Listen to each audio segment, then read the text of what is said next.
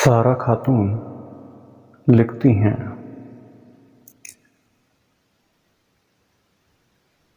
अस्सलामुअलैकुम वरहमतुल्लाहि वबरकातुहू।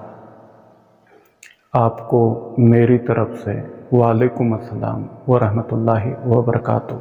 सारा खातून जी लिखती हैं। सारा खातून कहती हैं, फिलोसोफर हिम्मत जी, आपको काफ़ी लंबे समय से सुन रही हूँ।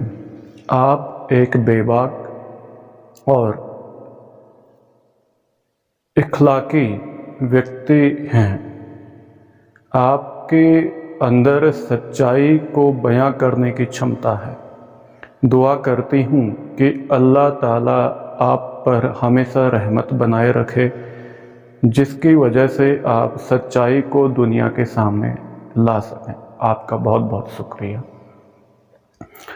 आगे लिखती हैं, मेरा आपसे एक छोटी सी गुजारिश है कि कृपया आप इस्लाम मजहब में जो हलाला है इसके बारे में अपना व्याख्यान दें। आगे लिखती हैं, यह सवाल मैं इसलिए पूछ रही हूँ कि हलाला प्रक्रिया से मुझे अपने जीवन में गुजरना पड़ा है, जिसकी वजह से मैं बहुत डिप्रेशन में हूँ। आगे कहती हैं कि मुझे समझ में नहीं आता कि मैं क्या करूँ, कृपया मेरा मार्गदर्शन करें। एक सच्चाई से, ईमानदारी से और आपका वही अंदाज मैं देखना चाहती हूँ जो आप अक्सर दुनिया के किसी भी धर्म के बारे में जब बात करते हैं, सच्चाई के साथ, बेखौफ होते हैं, इखलाकी के साथ। आपका बहुत बहुत शुक्रिया। बहुत अच्छा सवाल पूछा है आपने। इस्लाम मजहब के बारे में हमें समझना होगा इस्लाम क्या है। इस्लाम में ऐसी बहुत सी बातें हैं जिन बातों को आप इंसानियत से, नीति नैतिकता से कोई भी लेना देना नहीं है। इस्लाम कोई गलत मजहब नहीं है, लेकिन इस्लाम मजहब को मानने वाले जो मुसलमान हैं वे अपनी कुछ चापलूसी, धर्म के नाम पर चलने वाली जो रूढ़िवादी मानसिकता है और एक कट्टरवादी सोच के साथ अपने पास एक तुच्छ बुद्धि रखते हैं। इस्लाम मजहब के आखिरी पैगंबर हुए मोहम्मद। मोहम्मद बड़े सीधे सरल व्यक्ति हैं। मोहम्मद ने अपने जीवन को जिया, समझा, लेकिन एक बड़ी भूल हो गई। मोहम्मद को जो कुरान नाजिल हुई, उस कुरान को लिखने का जो कार्य हुआ, मोहम्मद के मरने के काफ़ी समय बाद हुआ। कुरान को उतरने में लगभग 23 साल लगे। उसके काफ़ी सालों बाद, मोहम्मद के मरने के काफ़ी समय बाद कुरान लिखी गई। स्वाभाविक था, कुरान जब मोहम्मद के मरने के काफ़ी समय बाद लिखी जाए तो इसमें कई कमियां भी आएंगी, कई बदलाव भी आएंगे। लेकिन इस्लाम को मानने वाले जो कट्टर मुसलमान हैं वो कभी भी यह स्वीकार नहीं कर सकते कि कुरान में कोई कमी हो गई। अक्सर ये मुसलमानों की गलती नहीं है, ये प्रत्येक धर्म के मानने वालों को ऐसा लगता है, उन सबकी गलती है। उनको लगता है कि उनका जो धर्म ग्रंथ है उसमें कुछ ऐसा है जो किसी दूसरे में नहीं। ठीक ऐसा ही हुआ इस्लाम के साथ। मोहम्मद को जो कुरान नाजिल हुई, उस कुरान का जो कथन है हलाला के संबंध में वो कुछ और है, लेकिन जो हदीसें हैं मुसलमानों के पास उनमें जो हलाला का सिद्धांत है वो कुछ और है। इस्लाम मजहब में हलाला 2 प्रकार का है। कुरान में जो हलाला है वो हलाल है, और जो हदीसों में हलाला बताया गया वो हराम है। इन 2 चीज़ों को तुम्हें समझना होगा, इन 2 चीज़ों को तुम्हें जानना होगा। हालांकि मैं जानता हूँ मेरी बात पूरी सुने बिना, मेरी बात पूरी समझे बिना, मेरी बातों को विचारे बिना बहुत सारे लोग होंगे जो मेरे खिलाफ आवाज़ उठाएंगे।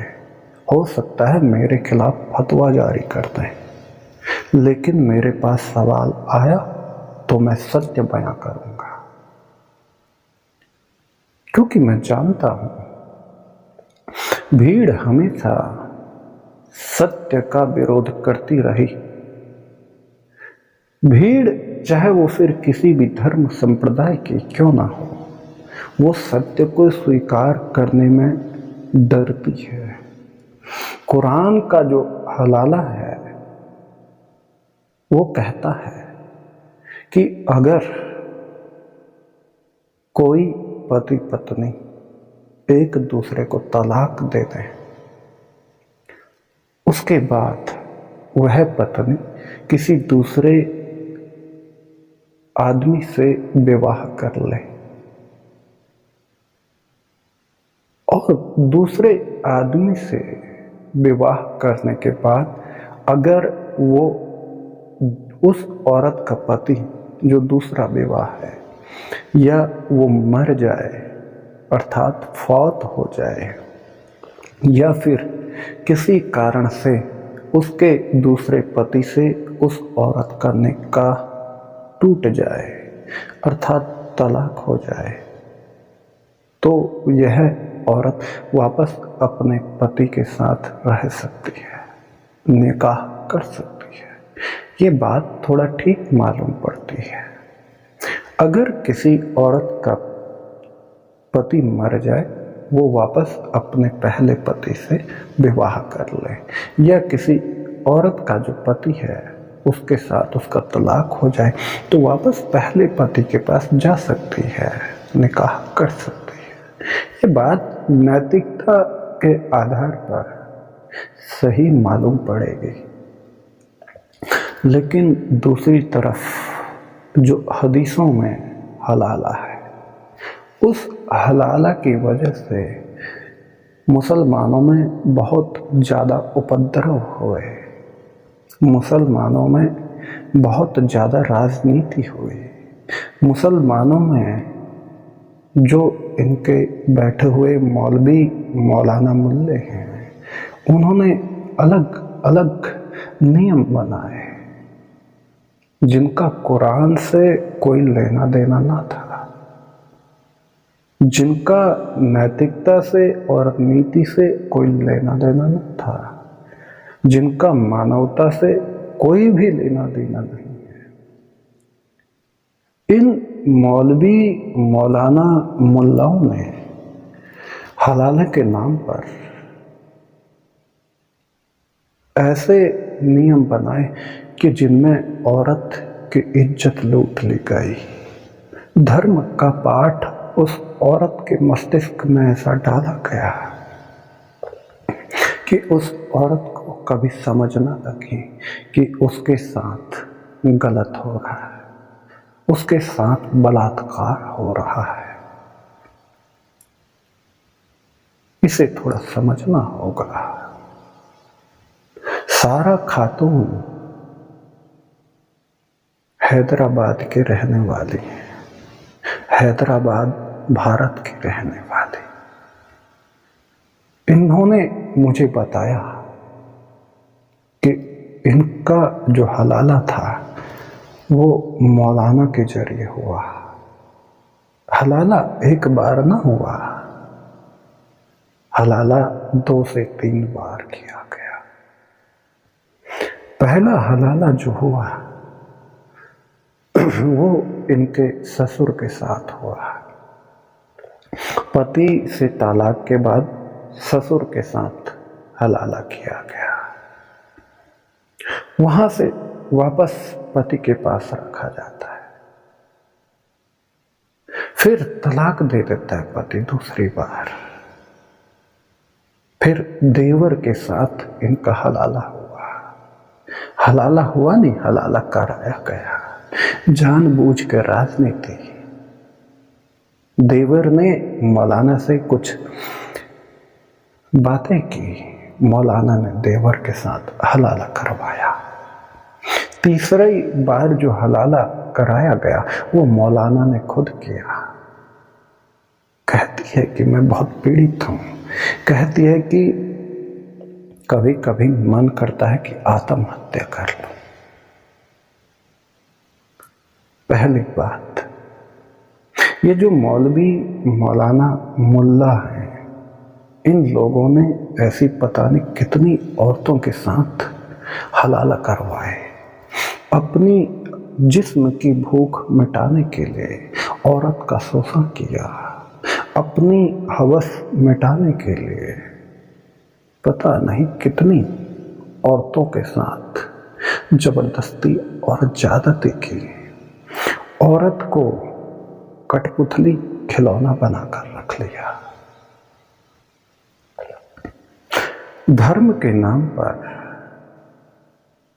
धर्म के कानून के नाम पर, अल हिदाया के नाम पर, मैं कई मदरसों में टीचर रहा हूं। मैं कई मदरसों में बच्चों को पढ़ाया।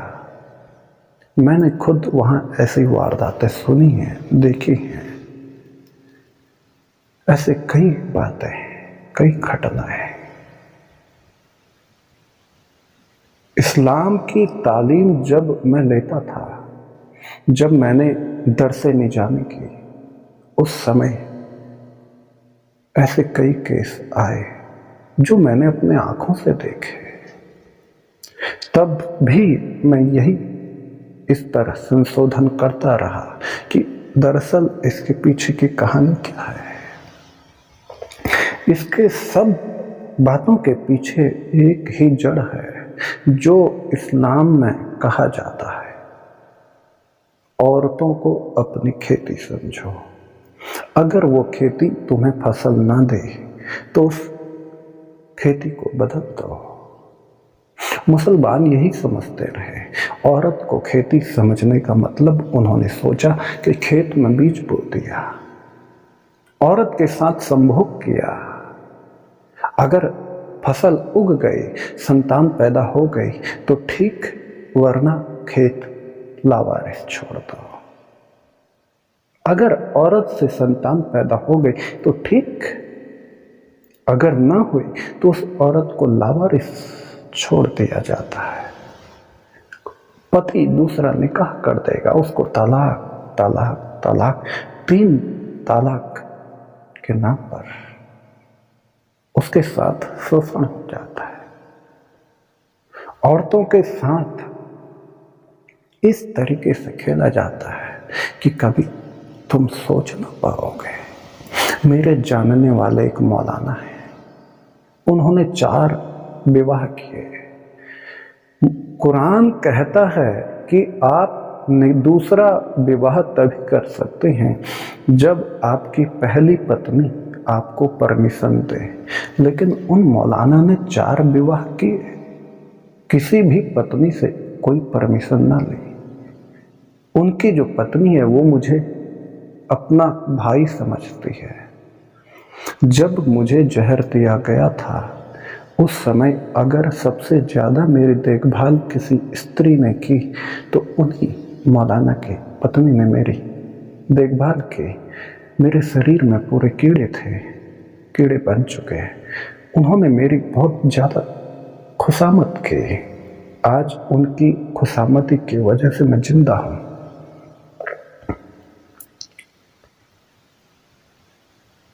मैं उनको बाजी कहता था। बाजी मतलब होता है बहन। और मैंने अपना फर्ज पूरा किया उसको इंसाफ दिलाने में। मौलाना के मेरी कई तकरारें हुई, कई विवाद हुए, लेकिन उसका जो परिवार था गरीब था, इसलिए मौलाना ने हमेशा उसको दबाने की कोशिश की। मैं आज भी उन लोगों को जानता हूं जो लोगों ने ऐसी औरतों का शोषण किया। आप पूरी दुनिया में देखें, औरतों का शोषण हलाला के नाम पर इस तरीके से होता है कि औरत के अंदर कोई आत्मा ना हो, औरत के अंदर कोई प्राण नहीं है, औरत के अंदर अल्लाह की बनाई जो रूह है वो ना हो, आत्मा ना हो, ऐसा उसके साथ व्यवहार।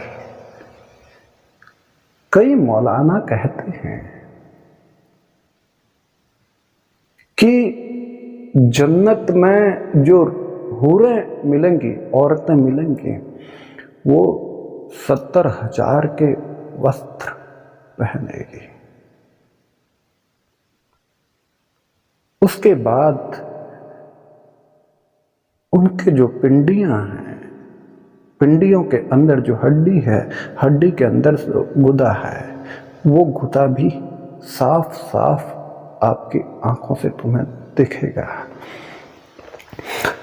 हैरानी की बात यह है, मुसलमान जो ये मौलाना है, ये मौलाना इस पृथ्वी पर इस जन्म में तो एक स्त्री को ढंग से समझ ना पाया, एक स्त्री के जीवन को कभी स्वीकार तो कर ना पाया, उस स्त्री के अंदर कभी रूहानियत इसको दिखी नहीं, और बात करता है कि जन्नत में हूरें मिलेंगी, 72 हूरें। ये सब अपने अपने वासनाओं को मिटाने का एक अलग अलग राजनीतिक उपराम है।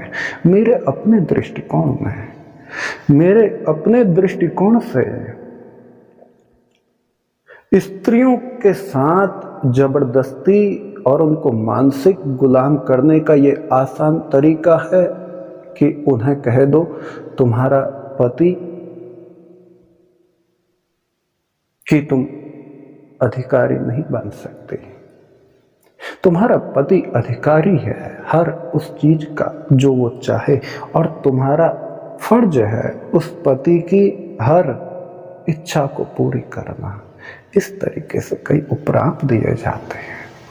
इस्लाम कहता है कि जन्नत में शराब के चश्मे मिलेंगे, झरने मिलेंगे।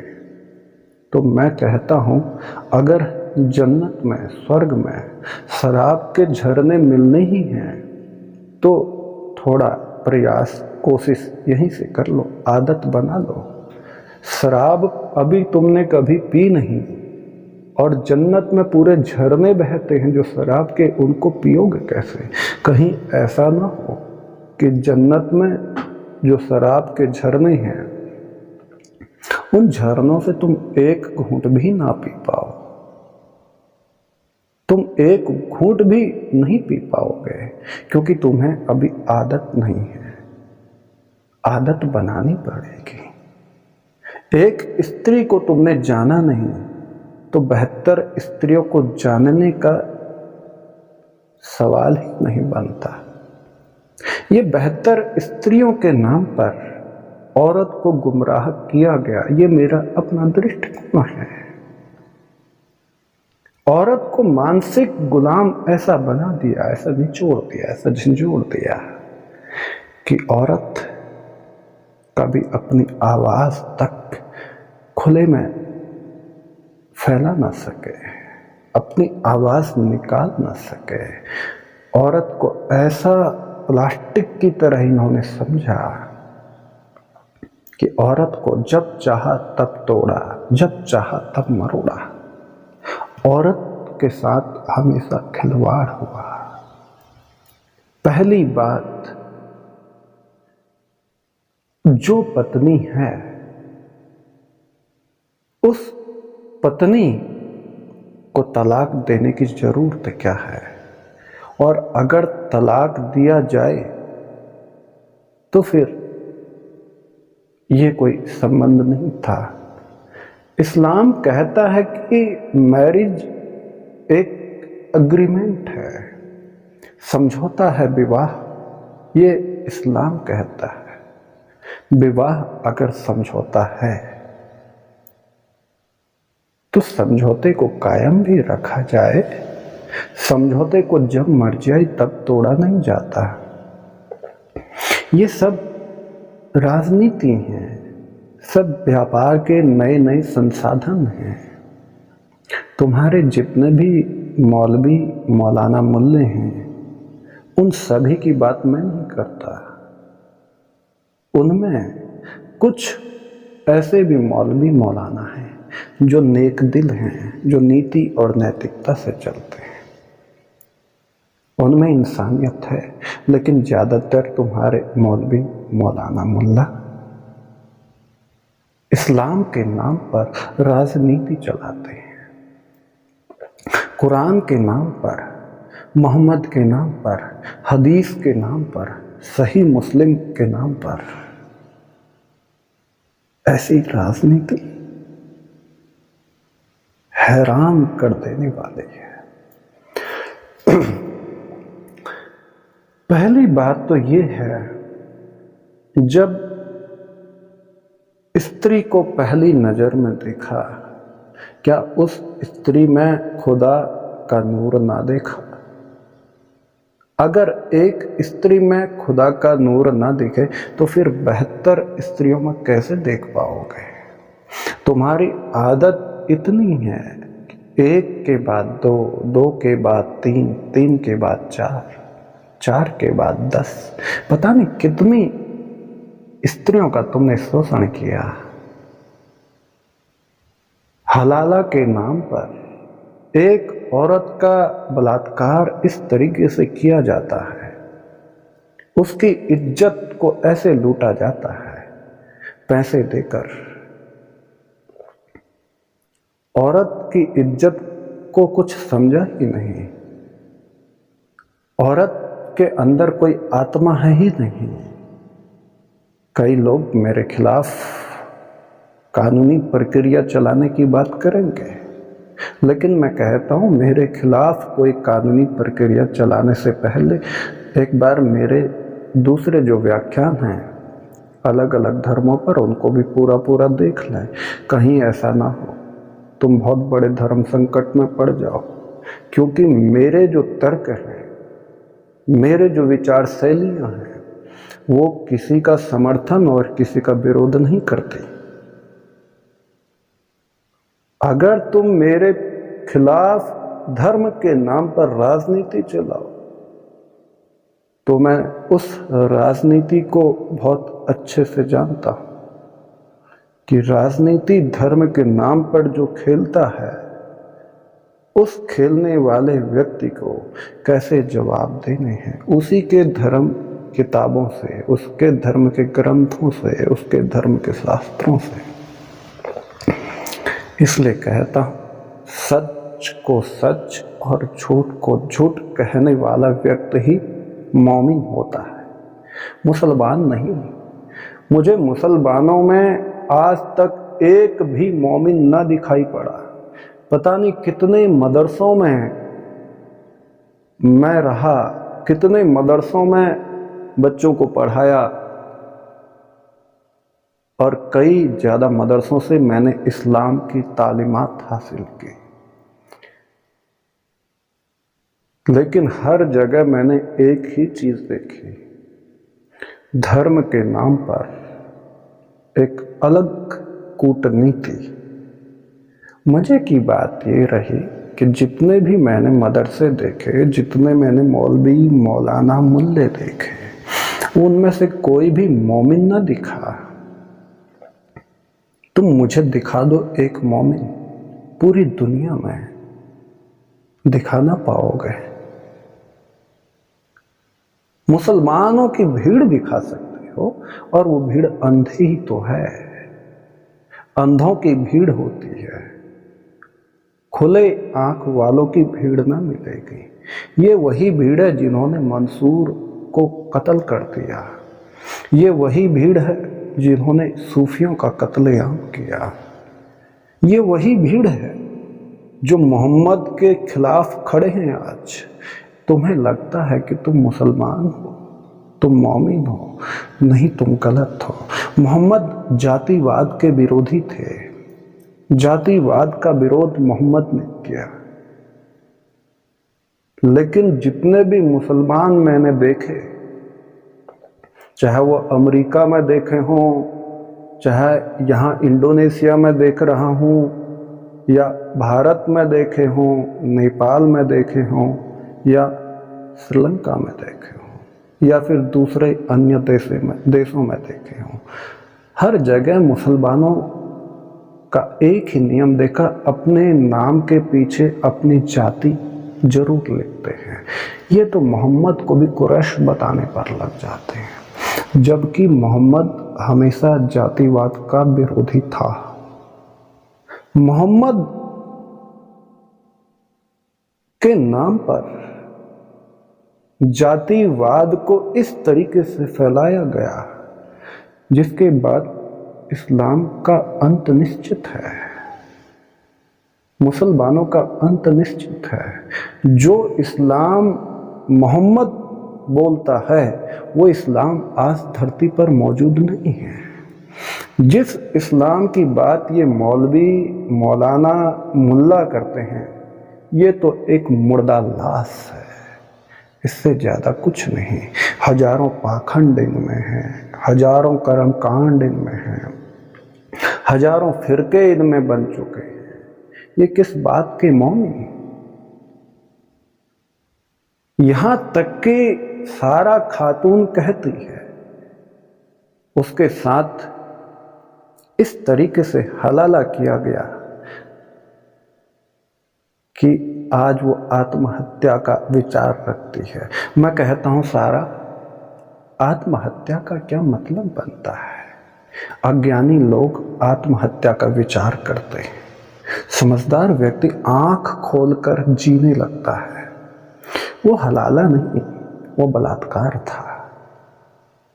ये तुम भी जानती हो, ये मैं भी जानता हूं, और ये समाज भी जानता है। एक औरत को पहले उसके पति के साथ संभोग कराया जाता है, वो करती है।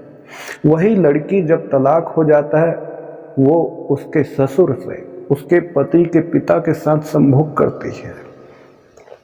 फिर वहां भी उसका तलाक होता है, वहां भी तलाक करवाया जाता है, होता नहीं, करवाया जाता है।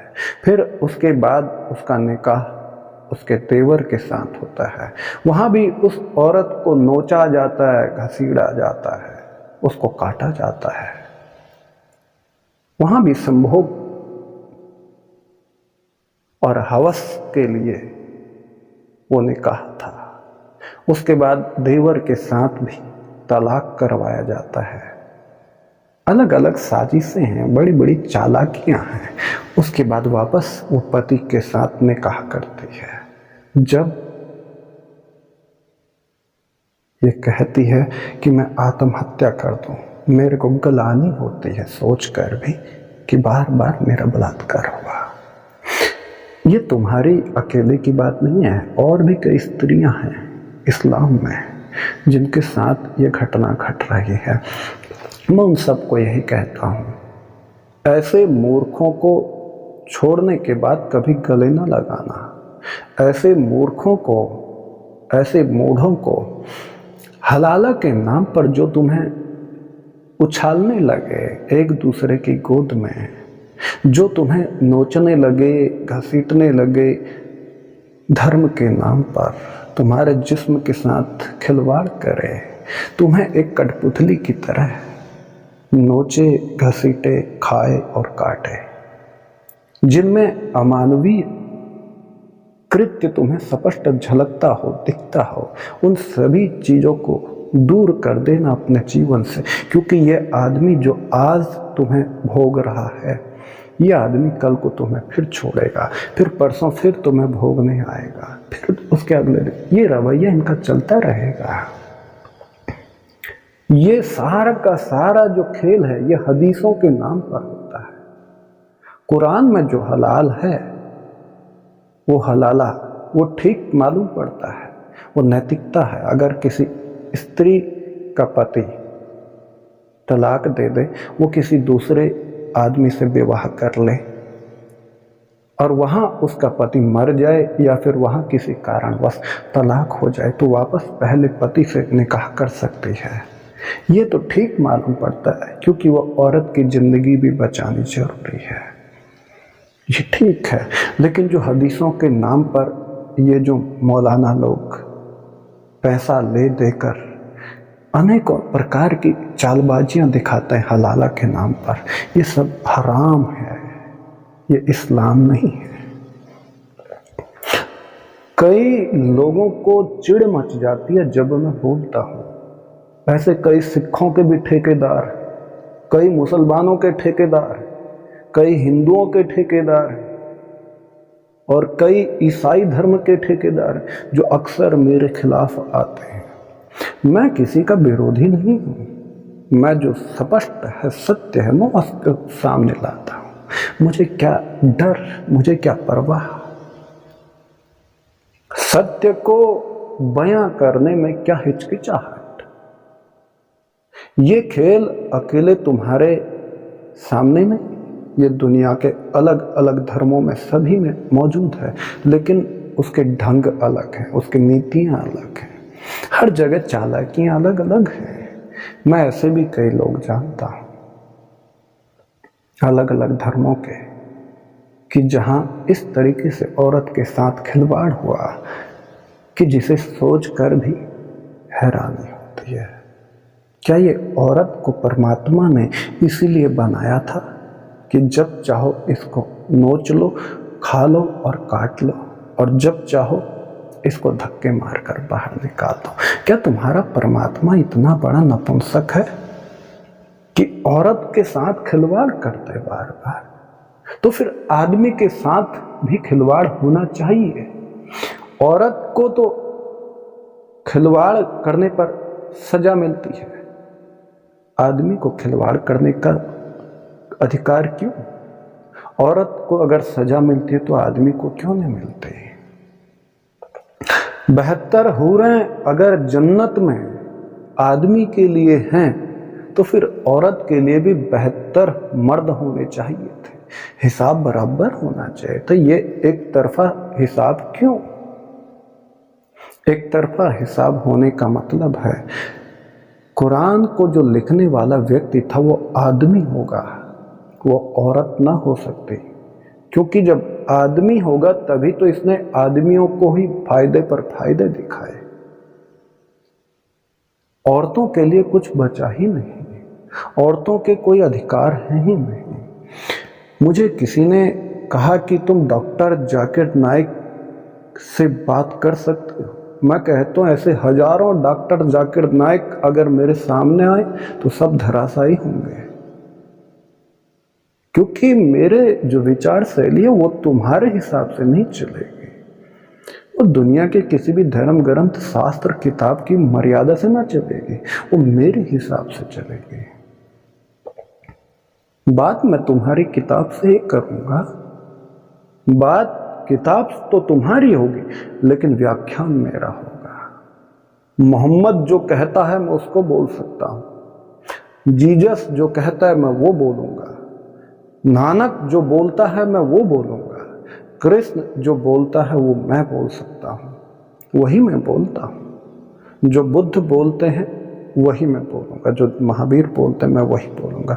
लेकिन तुम्हारी जो भीड़ है, चाहे फिर वो हिंदुओं की हो, मुसलमानों की हो, सिखों की हो, ईसाइयों की हो, जैन लोगों की भीड़ हो या फिर बुद्ध लोगों की भीड़, मुझे उस भीड़ से करना क्या? मैं बुद्ध के पक्ष में हूँ, महावीर के हूँ, मोहम्मद के, कबीर के, नानक के, कृष्ण के, इनके पक्ष में हूँ, तुम्हारे पक्ष में नहीं। मैं धर्म के पक्ष में हूँ, धर्म के साथ हूँ, क्योंकि मैं धर्म को जीता हूँ। धर्म मेरे से जन्म लेता है और मैं ही धर्म हूँ।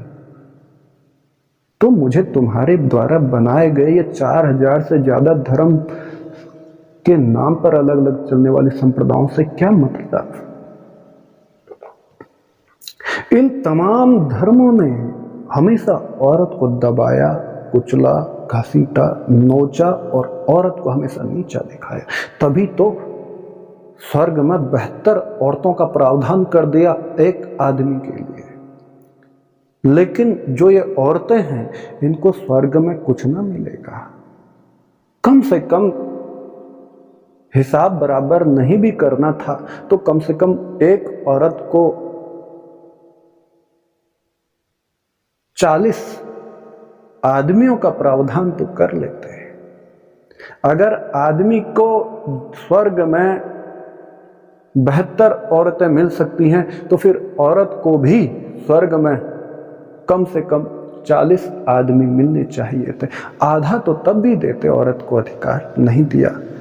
लेकिन अगर आदमी को 72 मिले तो औरत को भी 72 मिलने चाहिए थे। ऐसा क्यों नहीं किया? इसका मतलब है ये जो सूत्र बनाने वाला आदमी है, ये पक्षवाती है। पुरुष जाति के पक्ष में इसने सब कुछ लिखा, स्त्री के पक्ष में नहीं लिखा। तुम्हें जन्नत में शराब के चश्मे मिलेंगे, औरत को क्या मिलेगा? औरत को भी चश्मे मिलने चाहिए। तुम्हारा परमात्मा एक तरफा है, तुम्हारा लिखने वाला एक तरफा है, तुम्हारे जो धर्म के जो ठेकेदार हैं ये एक तरफा हैं। ये मानवता अपने अंदर रखते ही नहीं, इनके जीवन में प्रेम नहीं है, इनके अंदर कटुता है, चालबाजी है, राजनीति है, कुटिलता है, इसके अलावा कुछ भी नहीं। मैं तो कहता हूं कि मोहम्मद कहते हैं कि कुल हुवल्लाहु अहद, कहो कि अल्लाह एक, बिल्कुल कहो। अगर अल्लाह एक है तो पहली बात जो एक नहीं है वो क्या है? और अगर फिर भी तुम कह दो कि अल्लाह है, एक कहने की क्या जरूरत? जो है वो है। उसको एक कहने का मतलब है कोई दूसरा भी मौजूद हो। जब दूसरा है तभी हम एक कहेंगे, और जब तक दूसरा ना हो तो एक कहने की जरूरत भी ना पड़ेगी। मोहम्मद ने फिर भी ठीक कहा कि कहो कि अल्लाह एक है। अगर अल्लाह एक है तो तुम उस अल्लाह ने जो बनाई रूह, जिसे तुम आत्मा कहते हो, क्या इस औरत के अंदर वो रूह नहीं है? ये सारा खातून के अंदर या सारा खातून जैसी तमाम औरतों के अंदर क्या वो आत्मा नहीं है उस अल्लाह की बनाई? इन आदमियों ने पक्षवात किया, कहता कि अल्लाह समद।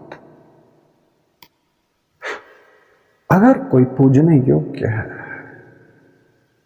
मानने योग्य, वो अल्लाह है, चारों तरफ शाश्वत है, वही सत्य है। लम यलिद वलम यूलद वलम यकुल लहू कुफुवन अहद। हैरानी की बात है, सूरा इखलास को भी ये जो मौलवी मौलाना मुल्लाओं का इस्लाम है ये समझ ना पाया, अपने जीवन में उतार ना पाया। तभी तो कट्टरवादी मानसिकता है इनके पास, तभी तो ये कभी इस्लाम को समझ ना पाए। मोहम्मद बड़े अनूठे व्यक्ति हैं, बड़े प्यारे हैं।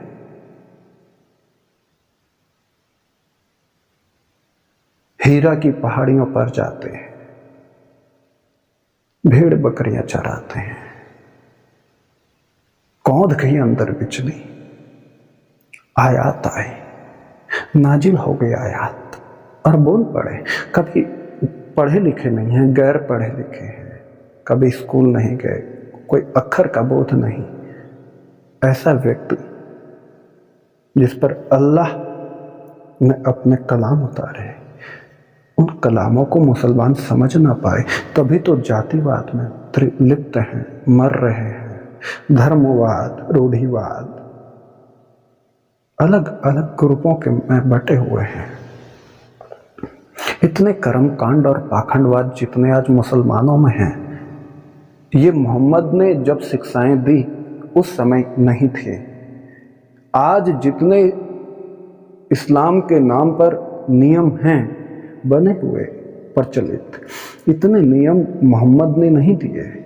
मोहम्मद के नाम पर, हदीस के नाम पर, कुरान के नाम पर, अल्लाह के नाम पर इतने नियम बना दिए कि आज मुसलमानों से दुनिया नफरत कर रही है, क्योंकि इन्होंने अपने बच्चों को ऐसी शिक्षाएं दी कि वो बच्चे अपने अंदर मानवता को रख ही ना पाए, प्रेम को समझ ही ना पाए। प्रेम को उपलब्ध जो नहीं होगा तो जानेगा कैसे?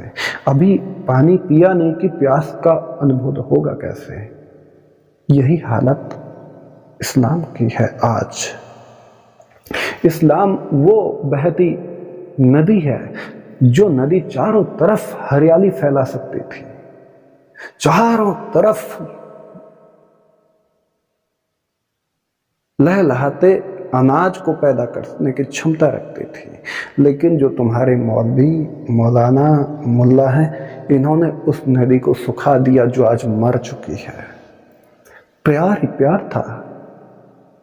इस्लाम शब्द निकला सलम से। सलम का मतलब होता है शांति, यानी कि पीस, बिल्कुल शांति। जहां प्रेम हो, प्रेम जब होगा तो ही शांति हो सकती है। लेकिन मुसलमान दुनिया में सबसे ज्यादा अशांत है, क्योंकि फिरका परस्ती है। और फिरका परस्ती होने का सबसे बड़ा कारण रही औरत। किसी की पत्नी खूबसूरत है, तलाक करवा दो, कोई चालाकी खेल कर, थोड़ी बहसबाजी हुई नहीं, तलाक दे दो, वापस उसको किसी से हलाला करवा के वापस उसको घर ले आओ। ये कौन सी राजनीति है? ये कौन सी नैतिकता है? मैं कहता हूं कि सारा, तुम जैसी जो तमाम औरतें हैं, उन सबको इन समस्त नियमों को तोड़कर सामने आ जाना चाहिए। तुमको मानवता के साथ खड़ा होना चाहिए। ऐसे जो अमानवीय व्यक्ति हैं जिनके साथ तुम रह रही हो, इन लोगों के साथ रहने से तो अच्छा है कि आप अकेले अपने जीवन को यापन करें। एक अच्छा प्रेमी देखें, अपने अच्छे प्रेमी को अपने जीवन में संभाल कर चलाएं। जब तुम दोनों प्रेम में उपलब्ध हो जाओ, परिपूर्ण हो जाओ, तो एक दूसरे के साथ आगे जीवन की यात्रा पर निकल पड़े। जब तुम प्रेमी तुम्हें मिले तो प्रेमी की जाति, धर्म, उसकी मान्यता, उसकी अवधारणा, उसके सिद्धांत, ये सब मत देखना है। क्योंकि जाति, धर्म, मान्यता, सिद्धांत, अवधारणा, ये सब देखने वाले लोग धर्म के नाम पर राजनीति करने वाले राजनीतिज्ञ होते हैं, राजनेता होते हैं, जिनको सत्य का कुछ पता नहीं, धर्म का कुछ पता नहीं, ईश्वर का कुछ पता नहीं, प्रेम का कुछ पता नहीं, तो मानवता को क्या खाक जानेंगे। मैं यही कहता हूं कि तुम सत्य को उपलब्ध हो, और मैं दुआ करता हूं उस अल्लाह से, तुम्हारे लिए यही दुआ करता हूं कि तुम सत्य और प्रेम को उपलब्ध हो जाओ, अपने जीवन में आगे बढ़ो। पूरा अस्तित्व तुम्हारे साथ है। जहां प्रेम ना हो वहां रहना का कोई मतलब नहीं, वहां ठहरने का कोई मतलब नहीं। जहां बहाव ना हो वहां ठहर के करोगे क्या? नदी चलती है तो सागर में मिलती है। मैं कहता हूं तुम बह जाओ नदी में, सागर बन जाओ, अपने जीवन में उस नदी के समान बहते जाओ कि तुम स्वयं परमात्मा हो जाओ, तुम अल्लाह को उपलब्ध हो जाओ। जैसे राबिया बसरी थी, ठीक राबिया की तरह तुम भी हो जाओ। मैं यही दुआ करता हूं। परमात्मा, वो अल्लाह आपको जीवन जांच में मददगार हो।